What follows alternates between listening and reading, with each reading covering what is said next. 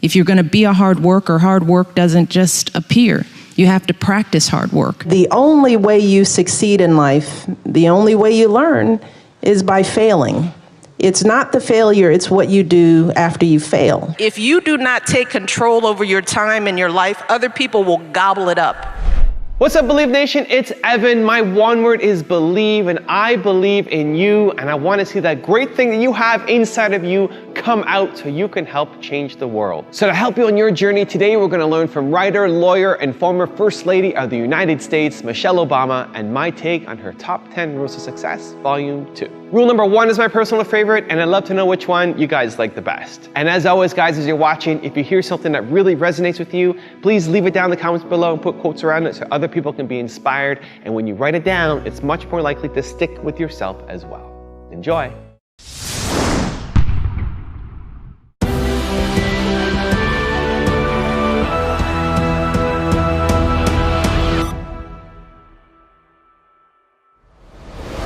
You have to practice who you want to be.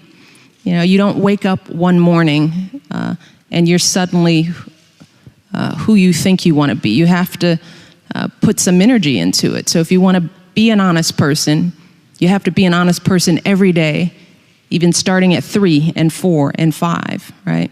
If you're going to be a hard worker, hard work doesn't just appear. You have to practice hard work.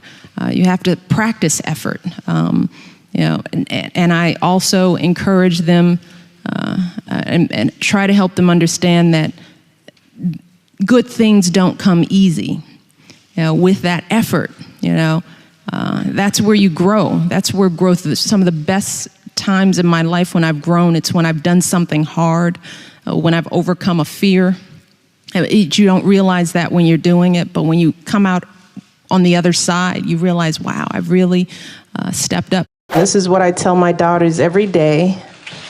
Do not be afraid to fail, because that oftentimes is the thing that keeps us as women and girls back, because we think we have to be right. We think we have to be perfect. We think that we can't stumble. And the only way you succeed in life, the only way you learn, is by failing. It's not the failure, it's what you do after you fail, you know? Do you let it eat you up? Do you quit? Do you give up? Or do you let it bolster you? Does it serve as the challenge in your mind to do more, to take some risks, to step outside of your comfort zone? Are you gonna throw up your hands and say that progress will never come? Are you gonna get angry and lash out? Are you gonna turn inward and just give in to despair and frustration?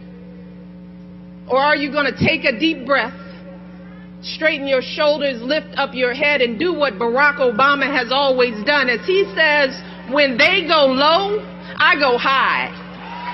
That's the choice Barack and I have made. That's what has kept us sane over the years.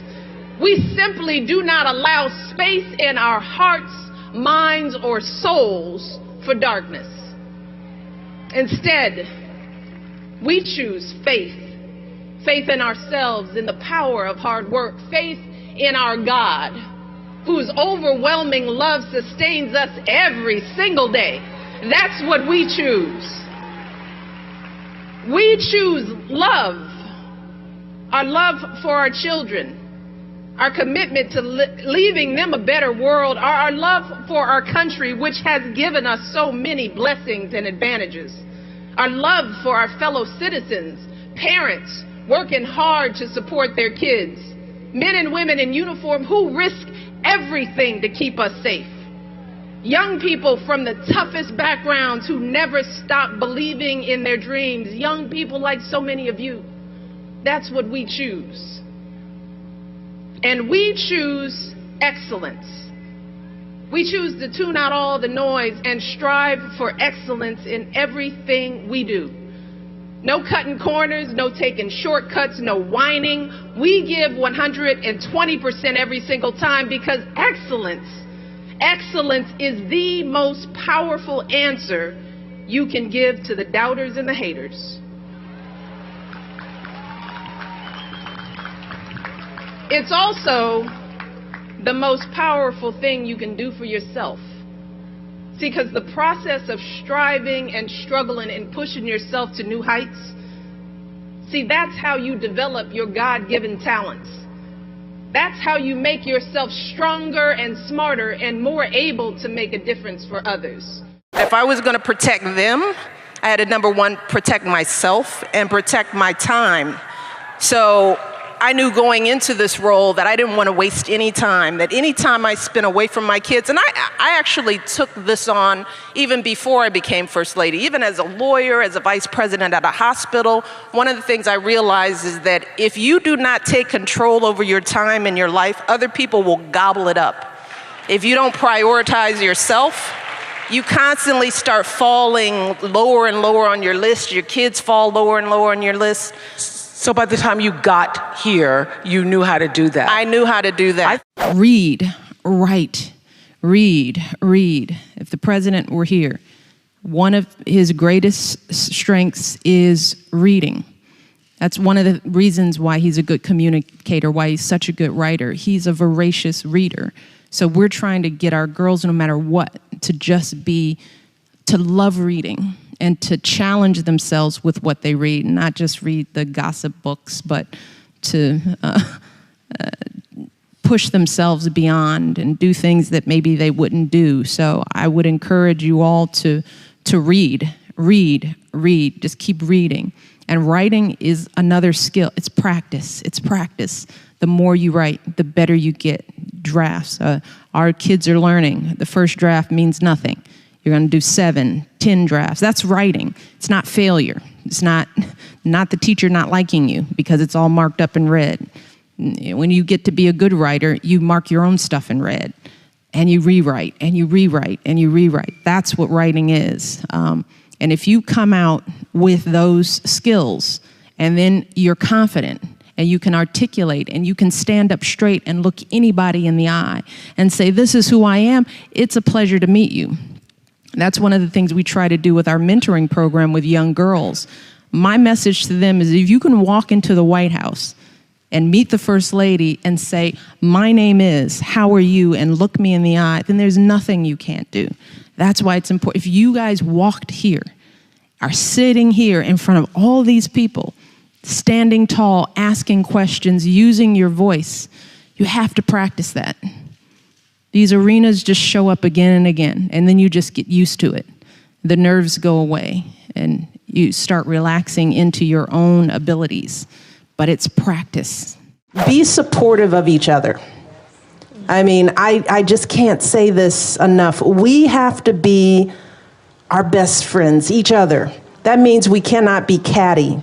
We cannot compete and see one person's failure as our success. We can all rise together, okay? We can all win.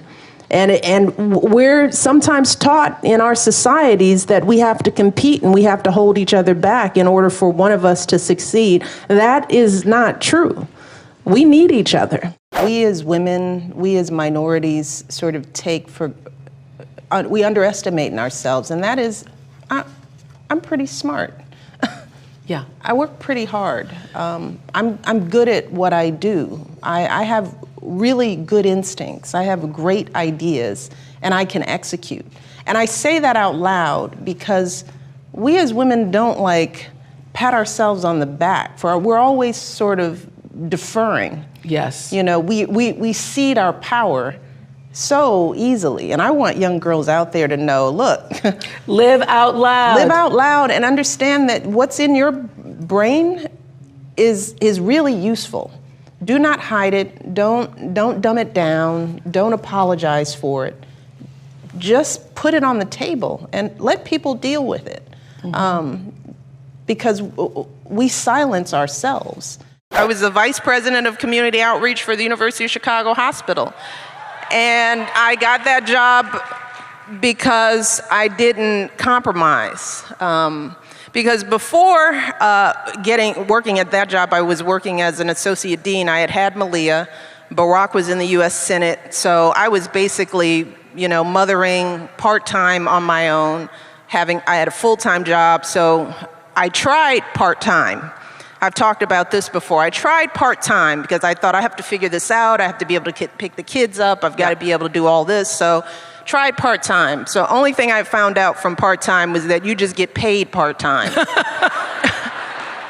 Because I was still doing a full-time job. I was just cramming it all into the few hours that I was there and driving myself crazy. So I had vowed that if I continued to work, that I would never settle for part-time. I knew what my time and energy was worth. So when I went into the president's office to interview for that job, I thought, I have a little baby, I don't have babysitting, so here we go. We're all gonna go in to see the president because this is who I am. Yeah. And I said, and if I take this job, I need flexibility and I need full pay. So if you want me to leave my baby and my kids, then you're gonna have to pay me because I'm gonna do the job. That was never a question, you know, I could deliver, but I knew then I wasn't gonna sell myself short. I don't ever view it as bravery. Yeah, you didn't think that was brave saying, look, I'm gonna be paid full time? Right, I just viewed it as, I'm not gonna be taken advantage of. You know, I am just not gonna keep selling myself. You knew your value. That's absolutely You knew your value. right. When you are struggling and you start thinking about giving up, I want you to remember something that my husband and I have talked about since we first started this journey nearly a decade ago. Something that has carried us through every moment in this White House and every moment of our lives. And that is the power of hope. The belief that something better is always possible if you're willing to work for it and fight for it.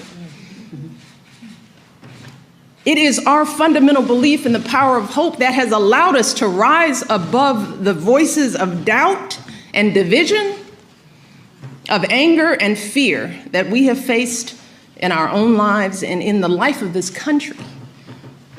Our hope that if we work hard enough and believe in ourselves, then we can be whatever we dream, regardless of the limitations that others may place on us. The hope that when people see us for who we truly are, maybe, just maybe, they too will be inspired to rise to their best possible selves.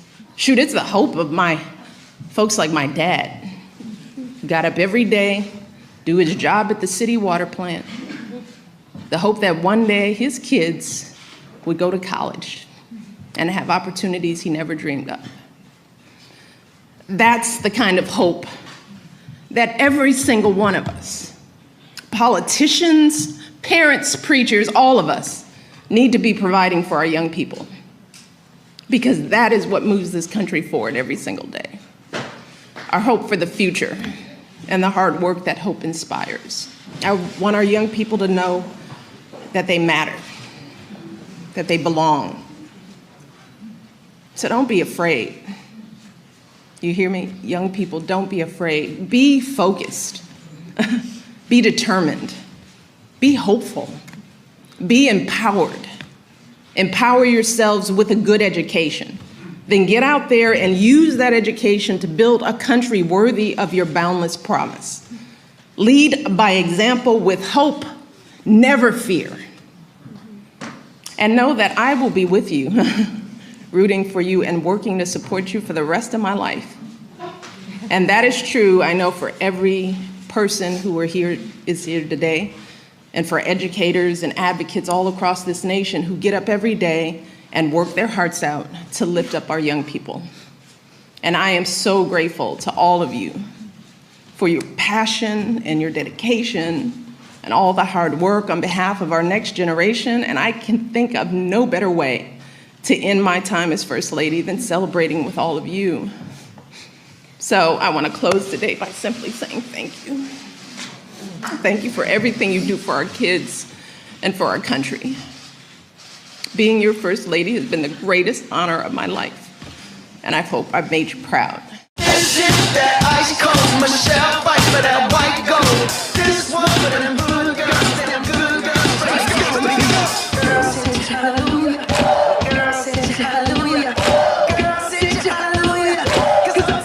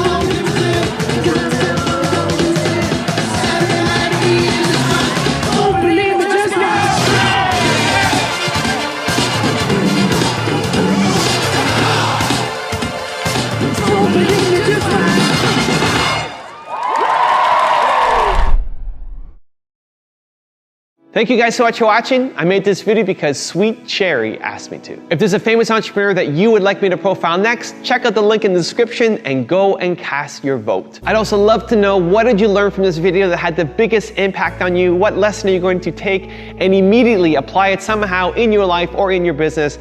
Leave it in the comments below. I'm really curious to find out. I also want to give a quick shout out to Steph Reverone. Steph, thank you so much for picking up a copy of my book, Your One Word, and visiting the studio and getting it signed and meeting you and your notebook, but also for the song that you made talking about one word. I really appreciate all the love and support, and I'm so glad that you enjoyed the book and it had a big impact on your life. Thank you guys again for watching. I believe in you. I hope you continue to believe in yourself and whatever your one word is. Much love. I'll see you soon. So throughout this journey, I have learned to block everything out and focus on my truth. I had to answer some basic questions for myself. Who am I? No, really, who am I? What do I care about? And the answers to those questions have resulted in the woman who stands before you today. A woman who is first and foremost a mom. Look, I love our daughters more than anything in the world, more than life itself. And while that may not be the first thing that some folks want to hear from an Ivy League educated lawyer, it is truly who I am. So for me, being mom in chief is and always will be job number one. Other people told me that I might not be able to do well in school. For whatever reason. I was always a good student. I worked hard, but I thought there was some magic that happened that made you really, I didn't know that it was just plain old hard work. So there were periods of doubt for sure. I think I have doubts today. Doubts don't go away. You just learn how to deal with them. You start knowing yourself and you become more confident. The more successes you have, the more chances you take. You don't let the failures or the stumbles define you. Everybody falls every now and then. Some people fall a lot. And what I realize is that we have long lives if we're healthy and we do what we're supposed to do. I'm 47 years old. So think about it. Whatever mistake I made when I was 13, who cares? So think about life as a long trajectory. But at the same time, you don't want to make huge mistakes, because when you're young, making big mistakes can last forever, right? So you want to choose wisely. But the stumbles, the lessons learned, that's part of life that makes you grow. But I came to know that. I didn't know that when I was your age. I thought every mistake was the end of the world. I'll never get into school. I'll never be, of course, we all feel that way. But just continue to work, put the effort in. And I think that has been some of what's helped me being First Lady. First of all, is knowing who you are and being confident in yourself, because there'll be, Clarissa, what did you say, pushing beyond other people's labels of you, all right? That's a big part. That's what we do to each other all the time. We don't even know each other, and we already determine from one glance, meeting, one line, one word, one phrase, this is who you are. So you have to know who you are before that. And you live that reality. And you keep living it out no matter what. And if you're have good character and good intentions, that ultimately shines through. But in the end, it's hard work. And I like to work hard, and I like to do good things. And you practice that now. And believe it or not, I didn't know it. It prepared me to be the First Lady of the United States. I didn't know. I guess I'm doing okay. But you know what? Every day we just get up and keep doing what we think is the right thing. Stop worrying so much about getting things wrong. Success has nothing to do with perfection. So stop being nervous, raise your hand, use your voice, Get it wrong, learn from your mistakes, and keep moving on. And don't worry about what other people think. It doesn't matter. I'm 50 years old now, and nothing anyone said to me when I was young that was negative matters. It doesn't matter. So be brave, use your voice, ignore the doubters, and work hard, because life is hard work. Don't be afraid of it. Just do it. So let me give you the one-word secret to happiness. One word. This is all you need to be happy. The most important word ever. If you had to think of one word that's most important to you, or that sums you up, or that would be kind of like a little beacon. Hey Believe Nation, if you want to know what the most important one word is for Tony Robbins, Gary Vaynerchuk, Oprah Winfrey, will.i.am, and Howard Schultz, I have a very special secret video for you. Check the description for details.